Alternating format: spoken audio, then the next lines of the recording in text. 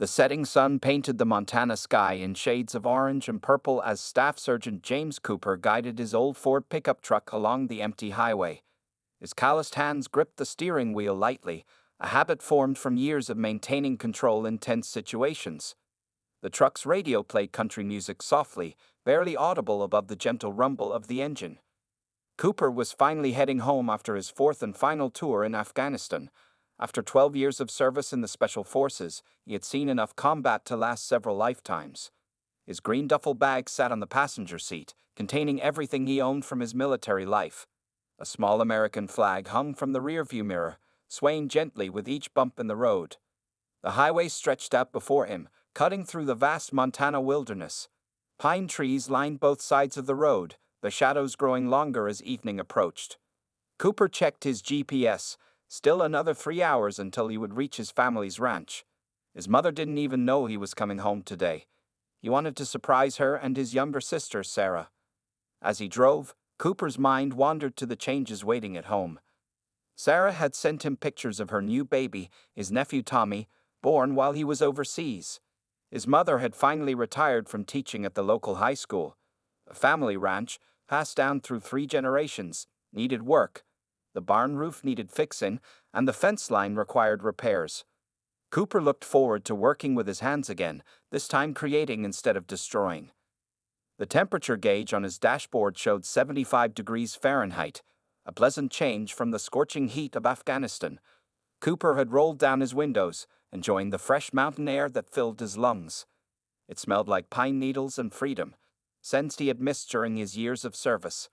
In his rearview mirror, Cooper noticed the first signs of civilization he'd seen in the past hour. 3 small dots of light approaching from behind. They grew larger quickly, too fast for the usual traffic on this quiet stretch of highway. Years of training had taught him to notice details. 3 motorcycles, riding in a triangle formation, closing the distance rapidly. Cooper glanced at his speedometer. He was doing exactly 65 miles per hour, the posted speed limit. The bikers would pass him soon at their current speed. He adjusted his position slightly to the right of his lane, giving them plenty of room to pass safely. It was the kind of courteous driving habit the military had ingrained in him. The truck's side mirror reflected more details as the motorcycles drew closer. They were large bikes, probably Harleys, their chrome pipes gleaming in the fading sunlight. The riders wore leather vests despite the warm weather. Cooper's trained eye caught glimpses of patches and insignias sewn onto their vests, but he couldn't make out the specific designs yet. A small smile crossed Cooper's weathered face as he thought about his own motorcycle waiting in his mother's barn. Before enlisting, he had loved riding through these same mountains. His father had taught him to ride on that old Triumph, before cancer took him 10 years ago. Cooper planned to fix up the bike once he got home, another project to keep his hands busy and his mind occupied. The bikers were almost upon him now, their engines growing louder as they approached. Cooper noticed they had slowed down instead of passing. Now they were matching his speed, spread out behind his truck in a way that seemed deliberate rather than casual. The formation tickled something in the back of his mind, a tactical approach he recognized from his training. Cooper's smile faded slightly. His body didn't tense, but his awareness heightened, another habit from years of service. He watched in his mirrors as the 3 bikes maintained their position, neither passing nor falling behind. Their headlights glared in his mirrors, unusually bright for the time of day. The soldier's mind automatically began cataloging details. 3 riders, all male, large builds, wearing leather vests with patches. Their bikes were well-maintained Harleys, probably Softails, all black. They stayed in formation, showing practiced riding skills. This wasn't random highway traffic, this was coordinated movement. As the sun dipped lower behind the mountains, Cooper spotted a sign ahead. Gas station. 5 miles. His fuel gauge showed just under a quarter tank. He had planned to stop anyway, and now it seemed like a good opportunity to assess the situation. If these riders were just passing through, they would probably continue on their way. If not, well, Cooper had dealt with worse situations in his years of service. The country music continued to play softly on the radio as Cooper maintained his steady speed, neither accelerating nor slowing down. Whatever happened next, he would handle it the way he handled everything, with calm professionalism and careful attention to detail. The setting sun cast long shadows across the highway as the three mysterious bikes continued their pursuit of the soldier's truck. The three bikers behind Cooper's truck grew bolder with each passing minute. The leader, riding in the center position, flashed his high beams repeatedly, creating bright bursts of light in Cooper's mirrors. The two other riders moved closer, their engines roaring aggressively as they crept up on either side of his pickup. Cooper remained calm, his military training kicking in automatically.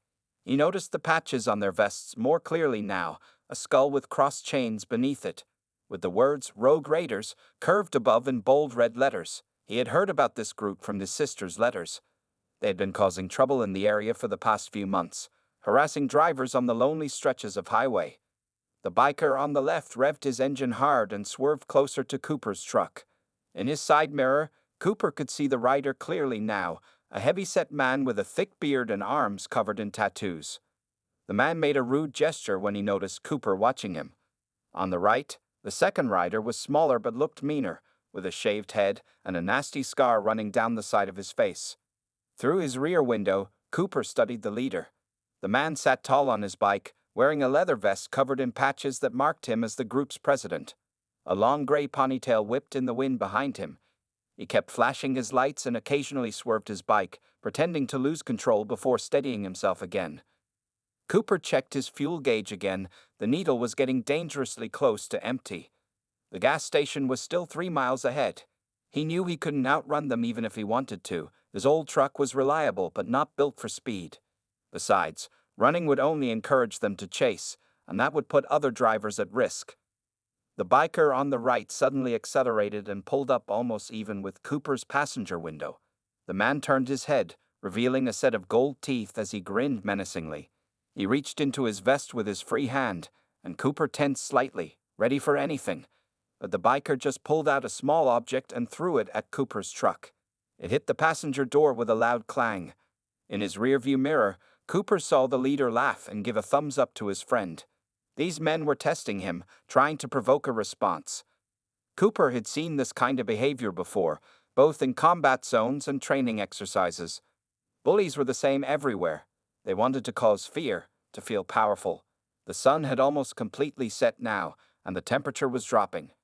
Cooper switched on his headlights, maintaining his steady speed and position on the road. He could see the gas station sign glowing in the distance. The bikers had been following him for almost 10 minutes, and they showed no signs of getting bored with their game. The leader suddenly gunned his engine and pulled up directly behind Cooper's truck, so close that Cooper could barely see the bike's headlight in his mirror. The other two riders moved in closer as well, creating a tight triangle around the pickup. They were trying to box him in, limit his options for movement. Cooper's mind worked quickly, assessing the situation like he had been trained to do. 3 opponents, all likely armed, trying to force a confrontation. The gas station ahead would have cameras and probably other customers. Witnesses could be helpful if things went bad. He also noticed that all 3 bikers wore heavy rings on their fingers and had chains hanging from their belts. Common makeshift weapons in street fights. The biker on the left threw something else at the truck, this time hitting the side mirror. Cooper didn't flinch. His years in special forces had taught him to stay focused under pressure. He could see the gas station more clearly now, its fluorescent lights cutting through the growing darkness. 2 cars were parked near the pumps, and he could see movement inside the store. As they approached the station, the bikers finally backed off slightly, spreading out behind his truck again. Cooper knew they were planning something. Their initial harassment had failed to scare him, so they would likely try something more direct once he stopped. He began planning his own strategy, remembering his training in close quarters combat and threat assessment. The gas station's entrance was just ahead. Cooper signaled his turn, following proper driving protocols even in this situation. As he slowed down to make the turn, he heard the bikers' engines rev in unison behind him. They were getting ready for whatever came next. Cooper took a deep breath, his mind clear and focused. He had handled worse situations in Afghanistan. These bikers had no idea who they were messing with. Cooper pulled his truck into the gas station, choosing the pump farthest from the store. The fluorescent lights overhead buzzed quietly in the growing darkness. 2 other vehicles were parked near the store, a blue minivan and an old red pickup truck. Through the store's windows, Cooper could see a young clerk behind the counter and a middle-aged woman shopping in the snack aisle. The three Harleys rumbled into the station behind him, circling his truck like sharks. The leader parked his bike blocking Cooper's front, while his two friends positioned themselves on either side of the truck. Their engines went quiet, but the tension in the air grew louder. Cooper noticed the clerk inside looking nervously at the scene through the window. Staying calm, Cooper stepped out of his truck. He stood tall at 6 feet 2 inches, his military bearing evident in his straight posture and alert eyes. His plain black t-shirt showed the lean muscles earned from years of training. He didn't look at the bikers directly as he reached for the gas pump, but he tracked their movements in the reflection of his truck's window. The leader walked toward Cooper with heavy boots crushing gravel underfoot. Up close, he was even bigger than he had appeared on his bike, probably 6'4" and close to 300 pounds. His leather vest was covered in patches, some showing skulls and others with phrases too crude to repeat. A thick gray ponytail hung down his back, and a bushy beard covered his face. "Nice truck you got there, soldier boy," the leader said, noticing Cooper's military duffel bag through the window. His voice was rough, like he had smoked too many cigarettes. "Seems like you don't know the rules around here. There's a toll for using this road." Cooper continued filling his tank, his movements deliberate and controlled. He could see the other two bikers spreading out in his peripheral vision. The one with the shaved head and scar was carrying a heavy chain wrapped around his fist. The bigger one with the beard was cracking his knuckles, gold rings glinting on his fingers. "I don't want any trouble," Cooper said calmly, keeping his voice level. "Just getting gas and heading home."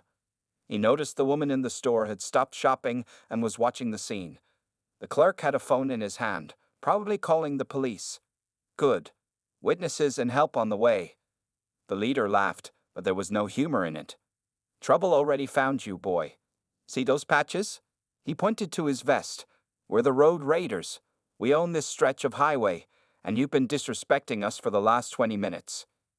Cooper finished filling his tank and replaced the nozzle. His movements were unhurried, but his mind was racing through scenarios and options. The scarred biker had moved closer to his left, while the bearded one was approaching from the right. They were trying to trap him between the truck and the gas pump. "Looks like you served your country," the leader continued, pointing at Cooper's dog tags hanging around his neck. "Now it's time to serve us. Empty your wallet, hand over the keys, and maybe we'll let you walk away."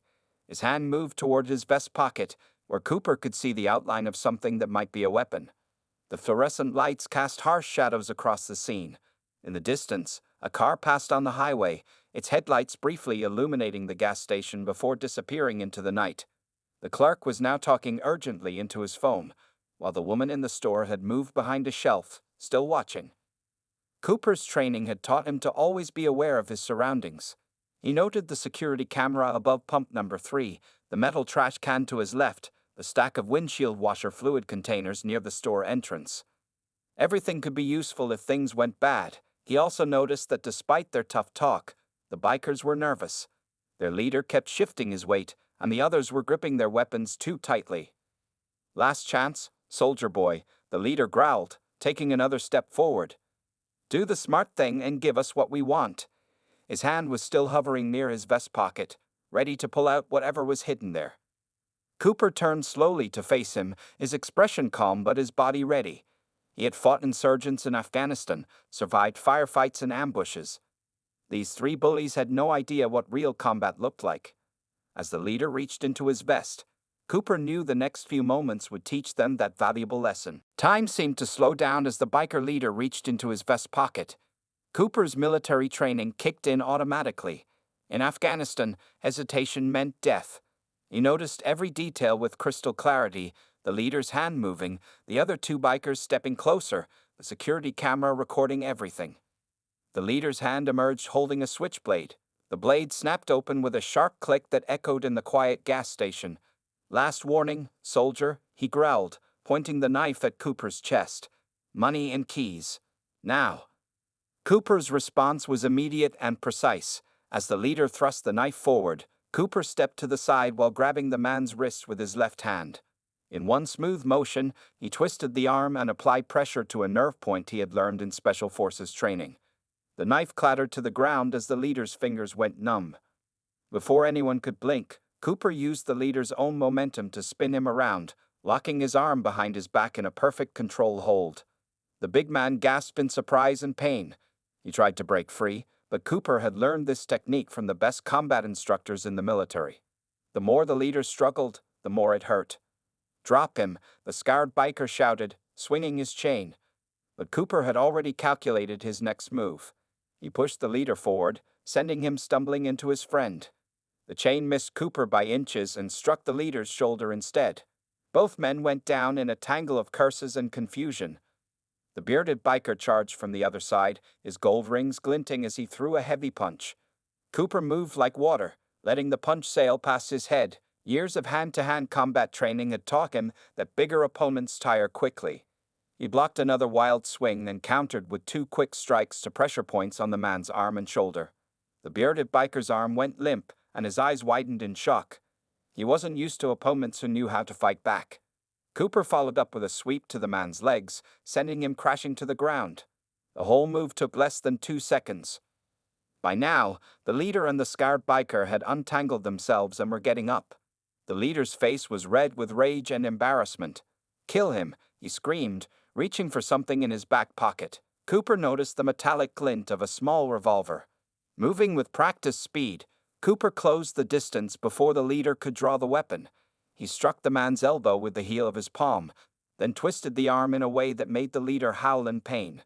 The gun fell from his pocket, and Cooper kicked it under a nearby car, far out of reach. The scarred biker swung his chain again, but this time Cooper was ready. He caught the chain around his forearm, protected by the thick sleeve of his jacket, and yanked hard. The sudden pull threw the biker off balance. Cooper stepped forward and used a simple pressure point technique on the man's neck. The biker's eyes rolled back, and he slumped to the ground, unconscious but breathing. "Stay down," Cooper warned the leader, who was still struggling despite his injured arm. "I don't want to hurt you more than necessary." His voice remained calm and professional, just as it had been during combat situations overseas. The bearded biker tried to stand up, but his arm was still numb from Cooper's strikes. Inside the store, the clerk was talking excitedly into his phone, probably describing the scene to the police. The woman customer had her own phone out, recording everything. Cooper knew the security cameras were capturing it all too. Good. There would be plenty of evidence that he had acted in self-defense and used only necessary force. The entire confrontation had lasted less than a minute. 3 trained military instructors had taught Cooper this fighting style: quick, efficient, and designed to subdue without causing permanent injury. He had learned it in between combat tours, teaching other soldiers how to handle themselves in close-quarter situations. The leader lay on the ground, groaning and holding his arm. The bearded biker sat against a gas pump, trying to massage feeling back into his shoulder. The scarred one was still unconscious but breathing steadily. In the distance, Cooper could hear police sirens approaching. He remained alert, watching all 3 men carefully while keeping his breathing steady and controlled. "The police are coming," Cooper said calmly. "I suggest you all stay exactly where you are." His eyes scanned the area one more time, making sure there were no more hidden weapons or unexpected threats. The gas station's fluorescent lights hummed overhead, illuminating the scene like a stage. The police sirens grew louder as Cooper maintained his vigilant watch over the 3 bikers. The leader, despite his injured arm, wasn't ready to give up yet. He stumbled to his feet, his face twisted with anger and shame. Behind him, the bearded biker had also managed to stand, though his arm still hung loosely at his side. "You think this is over, soldier boy?" the leader snarled, spitting on the ground. "This is our territory. You have no idea what's coming your way." He reached down to help his scarred friend, who was starting to regain consciousness. Cooper remained perfectly still, his posture relaxed but ready. "Your friend needs medical attention," he said calmly, nodding toward the scarred biker. "The police will have paramedics with them. Let's not make this situation any worse." The gas station's security cameras continued recording as 2 more motorcycles roared into the parking lot. These new bikers wore the same Road Raiders patches. One was tall and skinny, carrying a baseball bat. The other was shorter but muscular, with brass knuckles already on his fists. "Boss, you okay?" the skinny one called out, jumping off his bike. "We got your message." Both new arrivals moved to surround Cooper, who remained unruffled by the arrival of reinforcements. Cooper's mind worked quickly, assessing the new threats. 5 opponents now, 2 armed with weapons. The original 3 were injured but still dangerous. The store clerk was still on the phone, looking even more worried.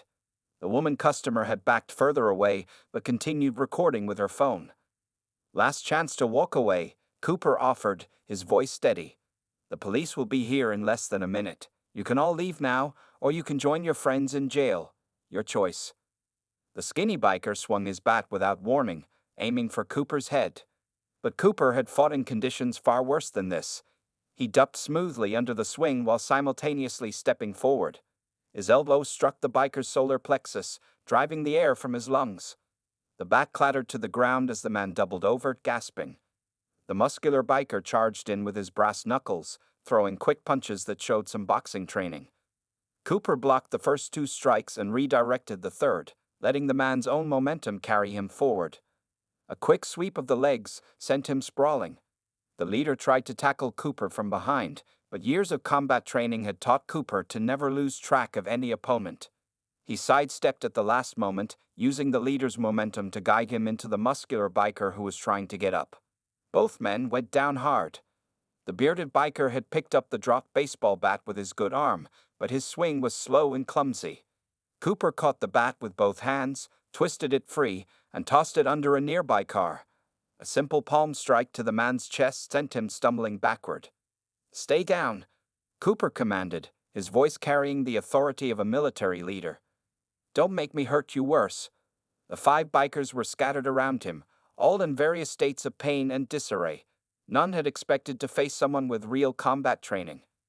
Blue and red lights began flashing at the gas station entrance as 2 police cars pulled in, sirens wailing. The skinny biker tried one last desperate attack, but Cooper deflected his punch and used a simple joint lock to force him to his knees. "Hands where we can see them," a police officer shouted, drawing his weapon. Everyone on the ground now. More police cars were arriving, their headlights illuminating the scene.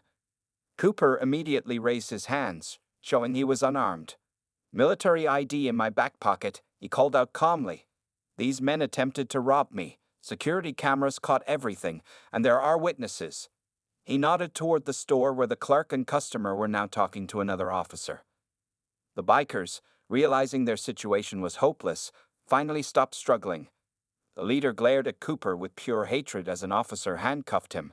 The others submitted to arrest without further resistance, their tough attitudes completely deflated. "Sir," one officer said to Cooper, "we'll need your statement." He had already noticed Cooper's military bearing and professional demeanor. But from what dispatch told us, and what the witnesses are saying, this looks like a clear case of self-defense. The gas station's lights continued to buzz overhead as more police cars arrived. An ambulance pulled in to check on the injured bikers. Cooper stood calmly, hands still raised, as the situation finally came under control.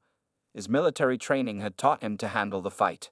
Now his discipline would help him handle the aftermath. The gas station parking lot was now filled with police cars and emergency vehicles. Their flashing lights painted the scene in alternating red and blue. 2 paramedics were checking the bikers for injuries while police officers took statements from everyone involved. Cooper sat in a police car's front seat, the door open as he gave his statement to Officer Martinez, a veteran cop with kind eyes and gray hair at his temples. The officer nodded as Cooper explained everything clearly and professionally, starting with the harassment on the highway. "You handled this exactly right," Martinez said, reviewing the notes on his tablet. "The gas station security footage backs up everything you told us. Plus, we got 2 witnesses and their cell phone videos." He glanced at the bikers, who were now sitting handcuffed in a row near the ambulance. "These guys have been causing trouble in our county for months." The paramedics had confirmed that none of the bikers had serious injuries. The scarred one had a mild concussion, and the others had bruises and sore muscles. The leader's arm was sprained but not broken. Cooper had managed to stop them without causing any permanent damage, just as his military training had taught him.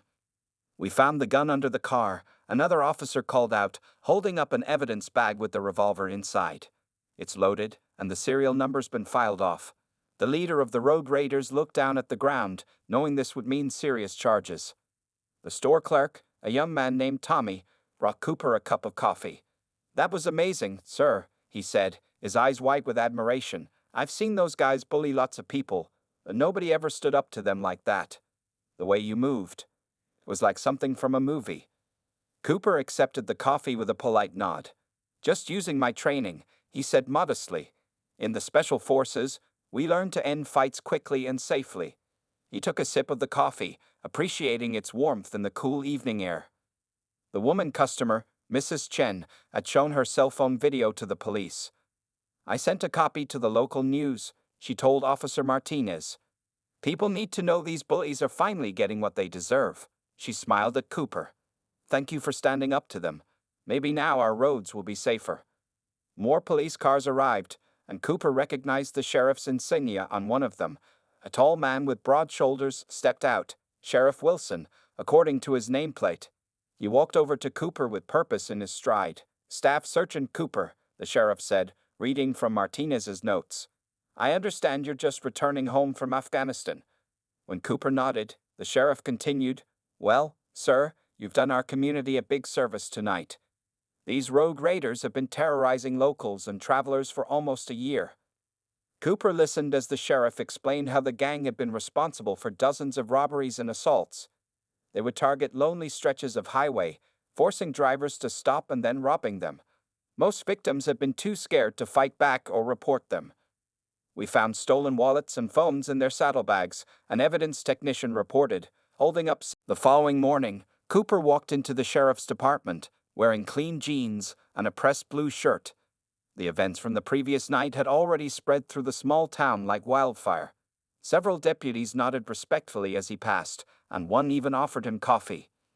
Sheriff Wilson met him in his office, where a local newspaper lay on the desk. The front page showed a still image from the gas station's security camera, capturing the moment Cooper had disarmed the gang leader. The headline read, "Local Hero. Returning Soldier Stops Notorious Highway Gang." "You're quite famous now," the sheriff said with a smile, pushing a stack of papers toward Cooper. "These are your official statements from last night. Read them over and sign if everything looks correct." He paused, then added, "We had 15 other victims come forward since last night, all reporting robberies by the road raiders." Cooper reviewed the documents carefully, his military attention to detail showing in how thoroughly he read each page. The sheriff watched him with approval, noting how the soldier took nothing for granted and checked everything twice. The gang leader, Mike Crusher Peterson, has a long criminal record. Sheriff Wilson explained while Cooper read. "He's been in and out of prison for 20 years. The others aren't much better. Thanks to you, we found enough evidence in their belongings to put them away for a long time." Mrs. Chen's cell phone video had gone viral overnight. Local news stations were playing edited versions of it, showing how Cooper had handled the situation with professional skill and minimal force. The comments section was filled with praise for his restraint and efficiency. "The district attorney wants to talk to you," the sheriff continued. "All 5 raiders are facing multiple charges: attempted armed robbery, assault, possession of illegal weapons, and that's just the start. Your testimony will be important, but the video evidence is pretty conclusive." Cooper signed the last page and handed the stack back to the sheriff. "Just glad I could help, sir," he said simply. "Those men were hurting innocent people. It needed to stop." The sheriff's phone buzzed with a text message. He read it and chuckled. That was Deputy Martinez. "He's at the hospital where we have 2 raiders under guard. Apparently, they're asking to be kept in separate cells when they go to jail. They're scared their leader will blame them for picking you as a target." A young deputy knocked and entered the office, carrying more files. "Sir, we've linked the road raiders to similar attacks in 3 neighboring counties," she reported. "The stolen items we recovered match descriptions from multiple police reports. The FBI is interested in the case now." Cooper listened quietly as they discussed how his actions had helped uncover a much larger criminal operation. The road raiders hadn't just been bullying local drivers. They had been part of an organized crime network stretching across several states. "The local diner wants to give you free breakfast for a year," the sheriff mentioned with a grin. "And the gas station owner called this morning. He wants to put up a sign that says, 'Home of the hero who stopped the road raiders.' I told him that might be a bit much." Cooper shook his head modestly. No need for any of that. I just did what any soldier would do. His response was typical of his military training. Focus on the mission, not the recognition. The young deputy spoke up again. Sir, the local veterans group is here. They'd like to talk to Staff Sergeant Cooper if possible. She looked at Cooper with admiration. They're saying you've inspired several young vets to help start a community watch program. Sheriff Wilson stood and extended his hand to Cooper. You did more than stop a gang last night, son. You showed people they don't have to live in fear. That's worth more than any medal or commendation. Cooper shook the sheriff's hand firmly. Through the office window, he could see news vans parking outside the station. His quiet return home had turned into something much bigger, but he remained focused on what mattered. It helped make his community safer. The FBI will probably want to interview you later this week, the sheriff added. And the mayor wants to give you a key to the city. But right now, I think your family is waiting.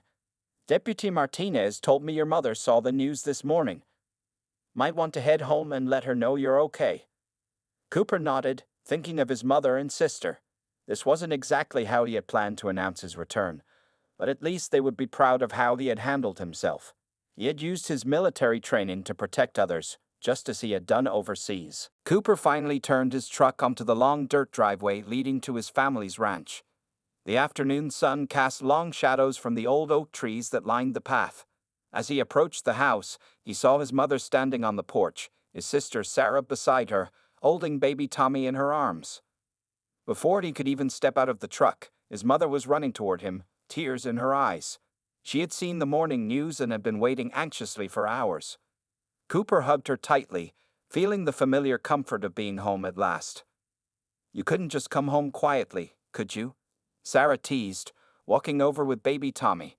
Had to go and become a local hero first. Despite her joking tone, Cooper